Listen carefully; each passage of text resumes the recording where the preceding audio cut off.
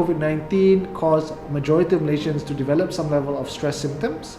We also know that in terms of the situation that we've had this year around, there are specific causes of stress that were related to the lockdown, the movement control order that we had.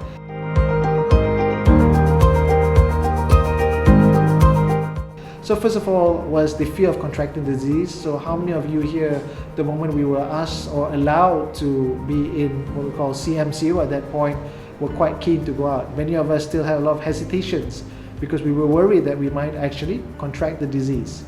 What about in terms of financial pressure? Work, for example, had resulted, some of us might have lost our jobs as a result of the COVID-19. Some of us might be losing our jobs, sadly, because of the COVID-19. And some of us might be having the fear of losing our jobs, of seeing other people lose their jobs as a result of this COVID-19. So that caused a lot of financial pressure and a lot of stress to individuals. Isolations, for example, our elderly who were asked to stay at home, our children who were asked to stay at home, that caused a lot of distress for some of them. Our work routine was actually off. Some of you here, I know, you wake up, you get your kids ready, you send them to daycare, you go to work. All of that was not available during that movement control order period. The teaching from home, for those of us in the academic, were also quite stressful, but those on the receiving end, students and also children who are on the receiving end of teaching from home, was also another possible stressor. Lack of social support for some of us who are isolated. Some of you did not go home, were stuck in Kuala Lumpur alone, for example, or stuck in those other places alone, unable to see your families for months on end. This was another cause of stress as well. And of course, working at home itself was another cause. You hear that I did not use working from home.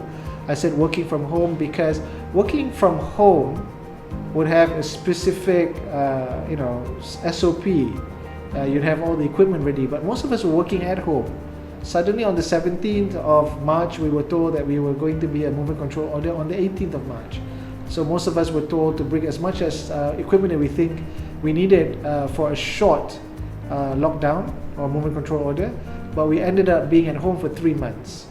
So your equipment was not prepared, your home situation was probably not ideal. So we were all working at home, and this might have caused some level of increased stress to the majority of us. If not the first week, definitely by the end of the 12th week. So for those of us who had a medical problem, going back to the fear of contracting the disease, we also feared of having an exacerbation of a medical problem and being unable to find help. A number of us here wanted to go to the hospital, but we were very worried that we might be contracting the disease. As a result of that, we actually stayed away from these particular hospitals. And of course, finally, some of us are not so lucky. Home is not your sanctuary. A movement control order for 3 months resulted in a number of us struggling through home situations with domestic violence as a result.